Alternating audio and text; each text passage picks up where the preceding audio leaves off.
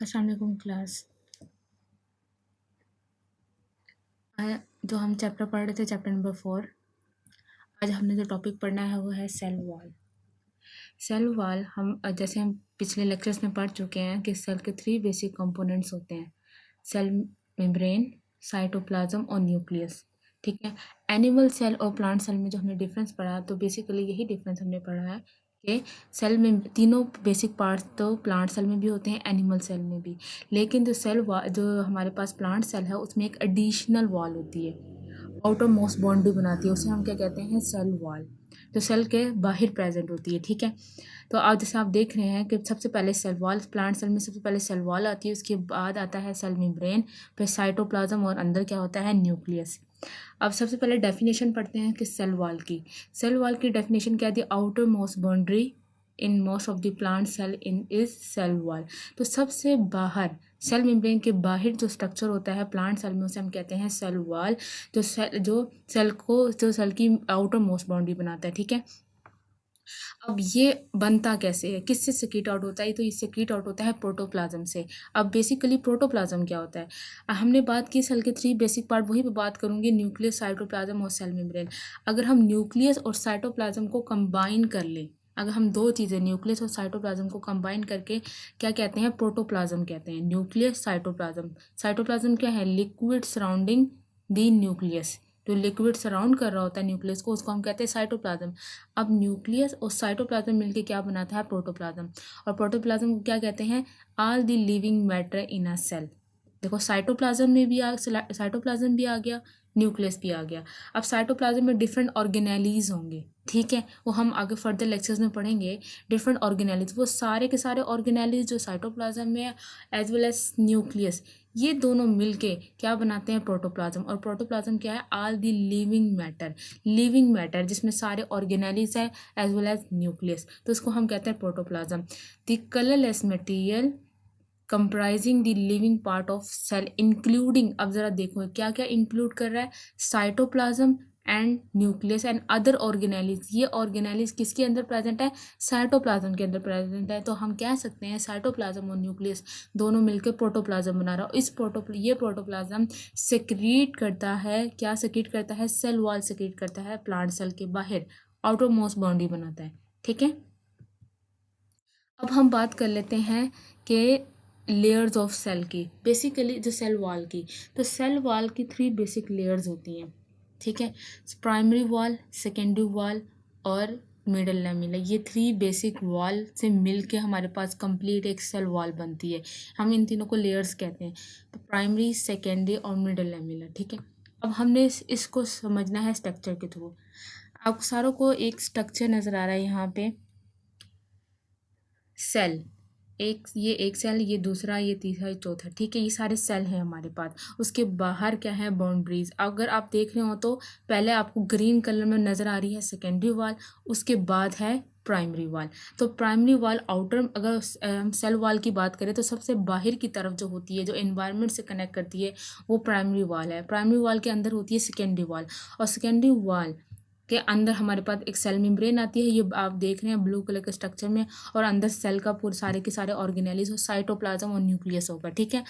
तो हमारे पास primary, secondary wall दोनों मिलकर सेल वॉल बनाया। उसके बाद हमारे पास सेल मेम्ब्रेन, अंदर क्या है, साइटोप्लाज्म और ऑर्गेनेलिज हैं। अब यहाँ पे ज़रा आप इस स्ट्रक्चर में भी आप देखें, ये अंदर सारा ग्रीन पोर्शन से हमारे पास सेल है, उसके बाहर आप देख रहे हो सेकेंडरी वॉल, और सबसे बाहर जो वॉल बनती है वो हम कहते हैं प्राइमरी सेल वॉल। अब बेसिकली मिडल लैमिला क्या होती है, मिडल लैमिला क्या होती है, जब दो सेल, हम बात करते हैं जब दो प्राइमरी सेल वॉल आपस में कनेक्ट करती हैं। दो प्राइमरी सेल वॉल मतलब यहाँ पे हम इसे क्या कह सकते हैं, मिडल लैमिला को, it is present between the two primary wall of adjacent cell, two primary wall of adjacent cell. एक ये सेल है, दूसरा सेल ये रहा, और तीसरा सेल ये रहा। ठीक है। तब ये तीनों सेल आपस में ज्वाइन करते हैं तो एक स्पेस बनती है। ठीक है। तब तीनों सेल आपस में ज्वाइन होते हैं तो एक स्पेस बनती है, तो इसको हम क्या कहते हैं, मिडल लैमिला। ठीक है, ये पॉइंट क्लियर है। हम मिडल लैमिला इसको कहते हैं, दोबारा बोल रही हूँ, it is present between the two primary cell wall of the adjacent cell. Primary wall, एक ये सेल की ये आउटर मोस्ट प्राइमरी वॉल, इस सेल की भी outer most primary wall, 2 adjacent cell हो गए। अब यहाँ पे भी इस सेल की भी प्राइमरी वॉल और इस सेल की भी प्राइमरी वॉल, ये 2 एडजेसेंट सेल। तो 2 एडजेसेंट सेल के दरमियान जो एक वॉल बनती है, जो एक स्ट्रक्चर आता है, उसको हम क्या कहते हैं, मिडल लैमेला। ये जब मिडल लैमेला जब ही बनेगा जब 2 सेल आपस में ज्वाइन होंगे, एडजेसेंट होंगे, एक दूसरे के करीब होंगे, ठीक है। अब जब 2 सेल आपस में एडजेसेंट होते हैं तो मैंने अभी बताया प्राइमरी वॉल, सबसे पहले प्राइमरी वॉल आती है, उसके अंदर सेकेंडरी वॉल आती है और उसके अंदर क्या आता है, सेल मेम्ब्रेन आती है। जब 2 सेल आपस में ज्वाइन करेंगे तो उन दोनों की कौन सी वॉल मिलेगी आपस में, प्राइमरी वॉल मिलेगी, ठीक है। तो उनके दरमियान जो एक गैप आएगा तो उसको हम क्या कहते हैं, बेसिकली मिडल लैमेला। अब हमने पढ़ना है कि प्राइमरी वॉल होती क्या है या उसकी कंपोजिशन क्या है, ठीक है। अब हम पढ़ने जा रहे हैं primary wall is a true wall and develop in a newly growing cells. हाँ जी। अब हम प्राइमरी वॉल को क्या कहते हैं, ट्रू वॉल, ठीक है। एक तो सबसे आउटर पोजीशन में प्रेजेंट होती है, सेल के सबसे बाहर होती है, और इसे हम कहते हैं ट्रू वॉल। अब इसकी कंपोजिशन क्या है, ये मिलके बनी हुई है सेलुलोज से, पेक्टिन और हेमी सेलुलोज से। ज़्यादा कंपोजिशन किसमें ज़्यादा क्या प्रेजेंट होता है, सेलुलोज, और some deposition of pectin and hemicellulose. ये तीनों मैक्रो मॉलिक्यूल्स प्रेजेंट होते हैं। ये मैक्रो मॉलिक्यूल बेसिकली कार्बोहाइड्रेट्स हैं, ठीक है। अब ये प्राइमरी वॉल इन तीनों कार्बोहाइड्रेट से मिलकर बनती है। Cellulose molecule are arrange in a criss cross arrangement. अच्छा, क्रिस क्रॉस अरेंजमेंट किसे कहते हैं? अगर आप यहाँ डायग्राम देख रहे हैं प्राइमरी वॉल की, तो आपको क्या नज़र आ रहा है, एक मिडल लैमेला जो बिटवीन 2 एडजेसेंट सेल बनेगी, ठीक है। अब एक है प्राइमरी वॉल। जरा आप सारे प्राइमरी वॉल पे फोकस करें तो आपको ये क्या नज़र आ रहा है, सेलुलोज के माइक्रोफिब्रिल्स नज़र आ रहे हैं, सेलुलोज के माइक्रोफिब्रिल्स, ठीक है। और साथ साथ आपको ये ग्रीन पोर्शन में क्या नज़र आ रहा है, हेमी सेलुलोज। और आपको ये पेक्टिन किस में नज़र आ रही है, ऑरेंज में, ठीक है। तो प्राइमरी वॉल में क्या कंपोजिशन आ गई, सेलुलोज, पेक्टिन और हेमी सेलुलोज, थ्री मैक्रोमोलिक्यूल्स हैं यहाँ पे। तो यहाँ पे पेक्टिन, सेलुलोज और ग्रीन कलर से जो है हेमी सेलुलोज। अब हमने क्या कहा है कि जो सेलुलोज है वो किस अरेंजमेंट में है, क्रिस क्रॉस। ज़रा आप सारे देखें, ये आपस में क्रिस क्रॉस पोजीशंस में है, ठीक है। हर जो माइक्रोफिब्रिल सेलुलोज का वो एक दूसरे के ऊपर तिरछा होकर रखा हुआ है, तो इसको हम कहते हैं क्रिस क्रॉस मैनर, ठीक है। तो हमारे पास जो प्राइमरी वाला है उसकी कंपोजिशन क्या है, सेलुलोज, पेक्टिन और हेमी सेलुलोज। सबसे ज़्यादा जो प्रेजेंट है कंसंट्रेशन में वो सेलुलोज प्रेजेंट है, ठीक है। और सेलुलोज भी किस तरह उसकी अरेंजमेंट है, क्रिस क्रॉस मैनर में। और साथ साथ पेक्टिन प्रेजेंट है और हेमी सेलुलोज। तो ये तीनों कंपाउंड मिलके, ये तीनों माइक्रोमॉलिक्यूल्स, माइक्रोफिब्रिल्स मिलके, तो ये क्या बनाते हैं, प्राइमरी वॉल। सेल वॉल की क्या बनाते हैं, प्राइमरी वॉल। और इस सबसे सेल वॉल की कौन सी पोजीशन प्रेजेंट होती है, आउटर प्रेजेंट होती है, एनवायरनमेंट से इसका कनेक्शन होता है, ठीक है। नेक्स्ट हमारे पास आती है सेकेंडरी वॉल। सेकेंडरी वॉल क्या होती है, secondary wall is form to on its inner surface of the primary wall. जैसे मैंने पहले बताया कि सबसे आउटर में क्या प्रेजेंट है, प्राइमरी, उसके अंदर प्रेजेंट है सेकेंडरी, और उसके अंदर होगी क्या, प्लाज्मा मेम्ब्रेन। इसी तरह secondary wall is form on its inner surface of the primary wall and is comparatively thick and rigid. Primary wall हमारे पास क्या थी, ट्रू वॉल थी, और वो सेलुलोज, पेक्टिन और हेमी सेलुलोज से मिलकर बनी थी। लेकिन जो सेकेंडरी वॉल है ये थिक और रिजिड है, और इसकी कंपोजिशन क्या है, inorganic salt, silica, waxes, cutin and lignin. Silica, waxes और क्यूटिन ये तीनों के तीनों क्या है, गलत, हमारे पास जो सिलिका और वैक्सिस है ये हमारे पास लिपिड आ जाती है, ठीक है। लिपिड, इन तीनों की कंपोजिशन है लिपिड इन नेचर। और हमारे पास क्यूटिन है, ये भी हमारे पास क्या आती है, लिपिड इन नेचर है, ठीक है। अब आप सारे स्ट्रक्चर देख रहे हो, तो यहाँ पे आपको क्या नजर आ रही है, सेकेंडरी वॉल। जरा सारे देखें, प्राइमरी वॉल है, उसके अंदर हमारे पास secondary wall S1, S2, S3, और उसके अंदर एक S3 के अंदर क्या होगी, प्लाज्मा मेम्ब्रेन। और ये ल्यूमन दिखाया हुआ है, इसका मतलब है यहाँ पे साइटोप्लाज्म, न्यूक्लियस और सारे ऑर्गेनेलीज प्रेजेंट होंगे, ठीक है।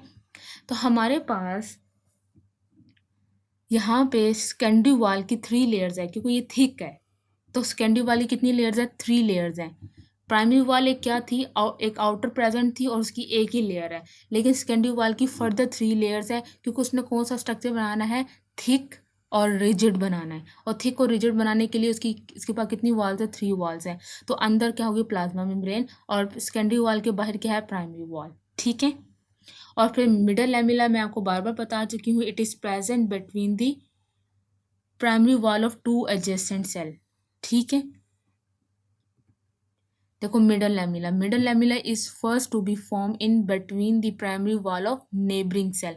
जब दो नेबरिंग सेल आपस में मिलते हैं तो उसमें जो गैप आता है तो उसको हम क्या कहते हैं, मिडल लैमेला, क्लियर। तो सेल वॉल ऑफ प्रोक्यूट्स इन फंजाई एंड फंजाई। अब हम बात कर चुके हैं, अभी हम सारी बात कर रहे थे प्लांट सेल की। तो प्लांट सेल आपको पता है कि कौन सा सेल होता है, यूकैरियोटिक सेल होता है, जिसमें डेफिनेट न्यूक्लियस होता है, ऐसा ही है ना। लेकिन जो प्रोक्यूट्स की बात करें और फंजाई की बात करें, प्रोक्यूट्स हमारे पास क्या है, जिसमें डेफिनेट न्यूक्लियस नहीं होता, और फंजाई में होता है, ठीक है। अब प्रोक्यूट्स बैक्टीरिया लेक सेलुलोज। अब हमने बात की, जो प्राइमरी वाल थी उसका मेन कंपोनेंट ही क्या था, सेलुलोज। तो यहाँ पे प्रोक्यूट्स जो हमारे पास बैक्टीरिया, उसकी सेल वाल में सेलुलोज नहीं होगा, तो फिर क्या होगा, सेलुलोज की जगह क्या होगा, पेप्टाइडोग्लाइकेन और म्यूरेन होगा, ठीक है। ये एक स्पेसिफिक कंपोनेंट होगा। और फंगल सेल वाल में मेन कंपोनेंट क्या होगा, काइटिन होगा।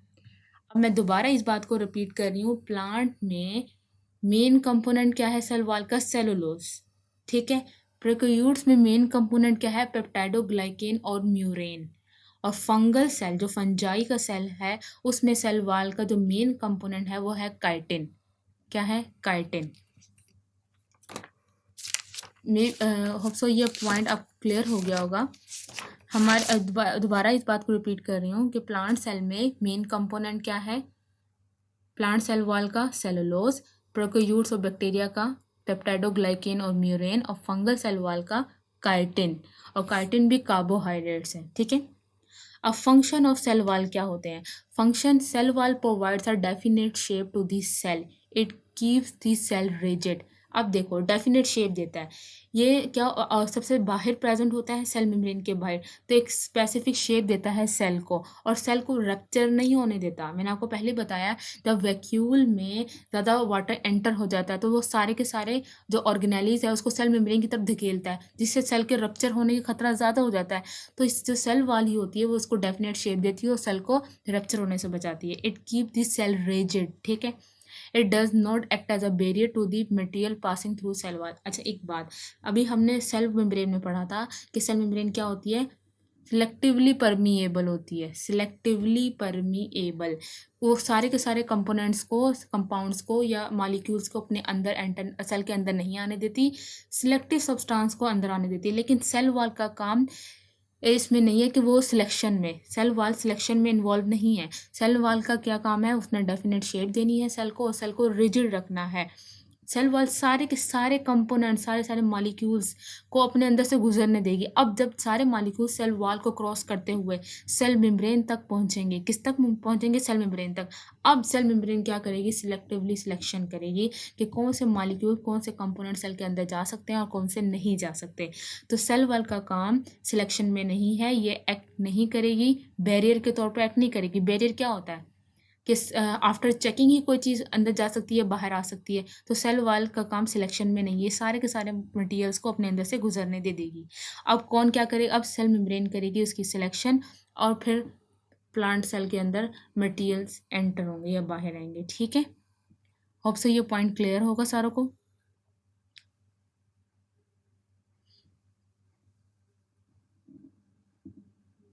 नेक्स्ट जो हम पढ़ने जा रहे हैं वो है साइटोप्लाज्म।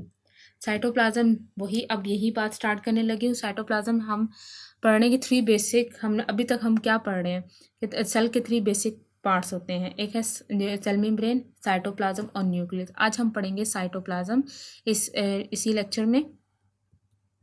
साइटोप्लाज्म क्या होता है, living content of protoplasm between plasma membrane and nucleus. Living content है, ठीक है। मैंने अभी बताया आपको, अभी सेल वॉल के टाइम लेक्चर में बताया कि प्रोटोप्लाज्म क्या होता है। प्रोटोप्लाज्म हम कंबाइन कह सकते हैं न्यूक्लियस और साइटोप्लाज्म। साइटोप्लाज्म में जितने भी ऑर्गेनेलीज आके वो मिलके क्या बनाते हैं, न्यूक्लियस और साइटोप्लाज्म मिलके प्रोटोप्लाज्म बनाते हैं। तो हम ये कह सकते हैं living content of protoplasm between plasma membrane and nucleus is called cytoplasm, ठीक है। Parts of cytoplasm, organelles and inclusions. अब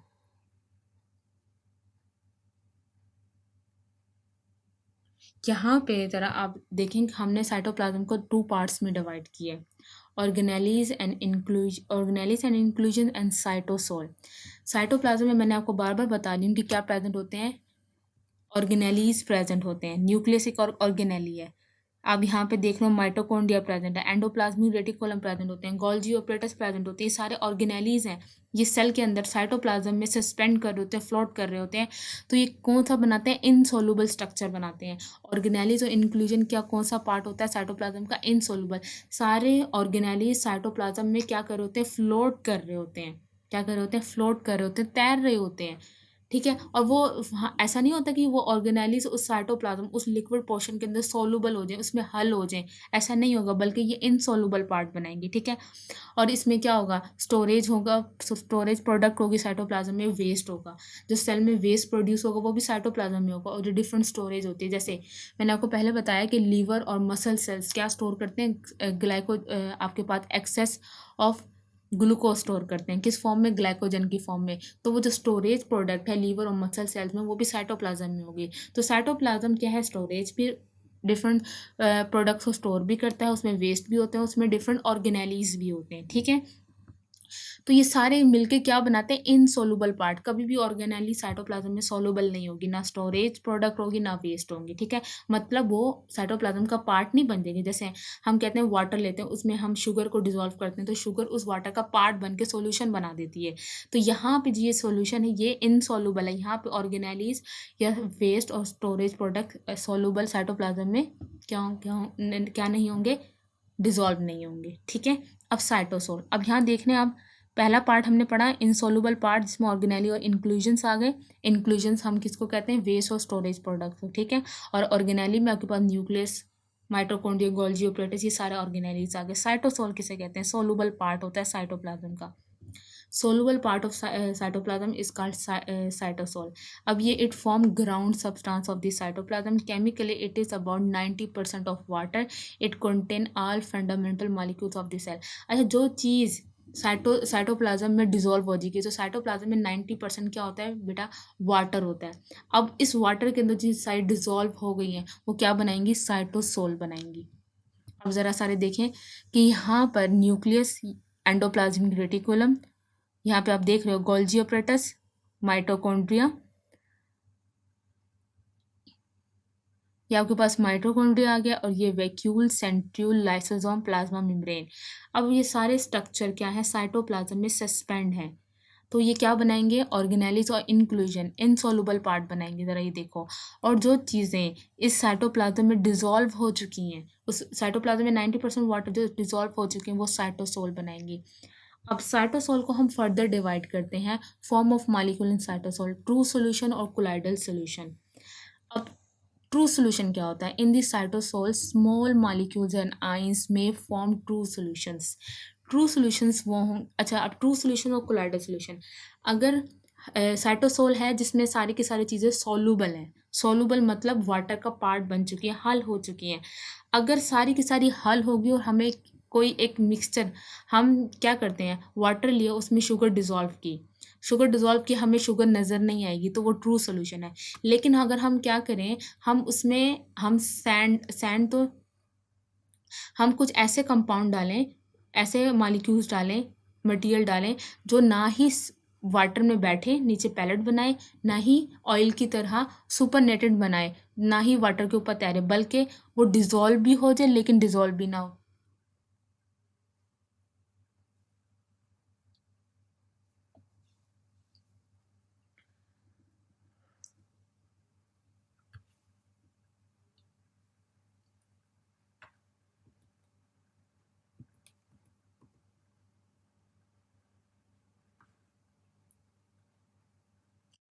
हाँ जी, कोलाइडल सॉल्यूशन क्या होता है, लार्ज मॉलिक्यूल्स होते हैं। अब स्मॉल मॉलिक्यूल्स वो वाटर में डिसॉल्व हो जाएंगे, लेकिन लार्ज मॉलिक्यूल्स है डिसॉल्व वो भी हो जाएंगे, लेकिन वो कम्प्लीटली डिसॉल्व नहीं होंगे, बल्कि कोलाइडल सॉल्यूशन बनाएंगे। वाटर में क्या करते रहेंगे, तैरते रहेंगे। ठीक है, वाटर में फ्लोट करते रहेंगे। तो वाटर में, लेकिन हमें वो नेकेड आई से तो सेल वैसे ही नजर नहीं, बेसिकली कोलाइडल सॉल्यूशन क्या होता है कि ना ही कोई जो हमने मटेरियल डाला है वाटर के अंदर, ना ही वो पैलेट बनाए, ना ही वो सुपरनेटेंट बनाए, ना ही वो हमें बाकायदा तौर पर नजर आए, बल्कि वो वाटर में डिजोल्व हो जाए और सस्पेंड फॉर्म में रहे, तो उसको हम कहते हैं कोलाइडल सोल्यूशन। ये लार्ज मॉलिक्यूल्स बनाते हैं। तो ये दोनों पार्ट हैं बेशक साइटोसोल के। एक बनाएगा ट्रू सोल्यूशन जिसमें स्मॉल मॉलिक्यूल्स और आयन क्या हो जाएंगे, डिजोल्व हो जाएंगे, और कोलाइडल सोल्यूशन क्या होगा, जिसमें लार्ज मॉलिक्यूल्स डिजोल्व हो जाएंगे, लेकिन कंप्लीटली डिजोल्व नहीं, बल्कि वाटर के अंदर सस्पेंड होकर रहेंगे। ठीक है। Form of colloidal solution. अब कोलाइडल सोल्यूशन की कितनी फॉर्म्स हैं? दो। अब हम कोलाइडल सोल्यूशन को अगर फर्दर उसकी फॉर्म्स बता रहे हैं, सोल और जेल। सोल क्या होता है? Non viscous colloidal solution is called sol. It is present in liquid form. Liquid form में है, ये नॉन विस्कस है। जेल, आप जेल समझते हैं ना, थिक होती है, तो ये विस्कस, विस्कस का मतलब थिक, जेल लाइक स्ट्रक्चर होगा, जिसे हम कहेंगे colloidal. It is present in the form of semi solid. The peripheral part of the cell is often like a gel. अब ज़रा सारे समझें। जी सेंट्रल, हम कह रहे हैं कि जो साइटोसोल है वो सोलूबल पार्ट है। क्या है? Soluble part. अब जो सेंट्रल है ना, उसको हम कहते हैं सोल, और बाहर कहते हैं जेल। सोल अभी हमने कहा नॉन विस्कस। नॉन विस्कस का क्या मतलब है? उसकी नेचर क्या है? थोड़ी लिक्विड है। और जेल की नेचर क्या है? Semi solid. ये लिक्विड फॉर्म में है सोल हमारे पास, और जो हमारे पास जेल है वो सेमी सॉलिड है। अगर हम बात करते हैं, और मैं अभी बता रही हूँ आपके पास जो सोल है वो लिक्विड फॉर्म में और इनर सेंट्रल साइड पे प्रेजेंट है, और जो आपके पास जेल है वो आउटर साइड पे प्रेजेंट है। कहाँ प्रेजेंट है? आउटर साइड में। वो सेमी सॉलिड थिक मास है। तो सेल की शेप को मेंटेन करने के लिए भी सारे ऑर्गेनेलीज अपनी पोजीशन में रहें, और सेल से बाहर, सेल मेम्ब्रेन से बाहर रप्चरिंग ना हो, तो आउटर पोर्शन क्या होगा? थिक होगा, सेमी सॉलिड होगा, जेल लाइक होगा, ताकि मूवमेंट जो आपके पास ऑर्गेनेलीज है साइटोप्लाज्म की, वो ज़्यादा फास्ट ना हो सेल मेम्ब्रेन की साइड पे। और सेंट्रल में आपके पास जो है सोल, वो क्या होगा? वो लिक्विड है, उसमें इजीली जो आपके पास ऑर्गेनेलीज है वो इजीली फ्लोट कर सकते हैं। ठीक है, सोल में। अब नेक्स्ट हमारे पास आ गया फंक्शन ऑफ साइटोप्लाज्म। अब हमारे पास जो बेसिकली जो फंक्शन है साइटोप्लाज्म का, अभी हमने बताया कि ये डिफरेंट मटेरियल को क्या कर सकता है? स्टोर कर सकता है, वेस्ट को भी और यूजफुल सब्सटेंसेस को भी, लाइक ग्लाइकोजन को स्टोर कर सकता है। डिफरेंट ऑर्गेनेलीज इसमें फ्लोट कर रहे होते हैं। ठीक है। और जो थर्ड हमारे पास पॉइंट है, free floating cell organelle mitochondria move about in cytoplasm due to cytoplasmic streaming movement. अब देखो, मैंने अभी बताया कि जो आपके पास साइटोसोल है वो सोलुबल पार्ट है, उसको फर्दर हमने डिवाइड किया किसमें? ट्रू सोल्यूशन और कोलाइडल सोल्यूशन में। और कोलाइडल सोल्यूशन को फर्दर डिवाइड किया सोल और जेल में। सोल क्या है? सेंट्रल पोर्शन होता है और लिक्विड फॉर्म होती है, और जेल हमारे पास क्या होता है? सेमी सॉलिड और आउटर पेरिफेरल पोर्शन बनाता है सेल का। तो जो हमारे पास ऑर्गेनेली फ्लोट कर रहे हैं वो सोल में कर रहे हैं, और जेल में उनकी पोजीशन फ्लोटिंग की हल्की वो मूवमेंट क्या हो जाएगी? स्लो हो जाएगी। तो यहाँ पे तो माइटोकॉन्ड्रिया इजीली एक जगह से दूसरी जगह किस वजह से मूव कर सकता है? साइटोप्लाज्म की साइटोप्लाज्मिक स्टीमिंग मूवमेंट की वजह से। कि साइटोप्लाज्म लिक्विड इन नेचर है, 90% वाटर होता है, तो इजीली ऑर्गेनेलीज साइटोप्लाज्म में मूव कर सकते हैं, अपनी पोजीशन को चेंज कर सकते हैं। जैसे बात की गई है माइटोकॉन्ड्रिया की, वो अपनी एक पोजीशन से दूसरी पोजीशन पे जा सकता है। तो ये आज का हमारा लेक्चर था। होपफुल आपको समझ आ गया होगा। ओके, अल्लाह हाफिज़।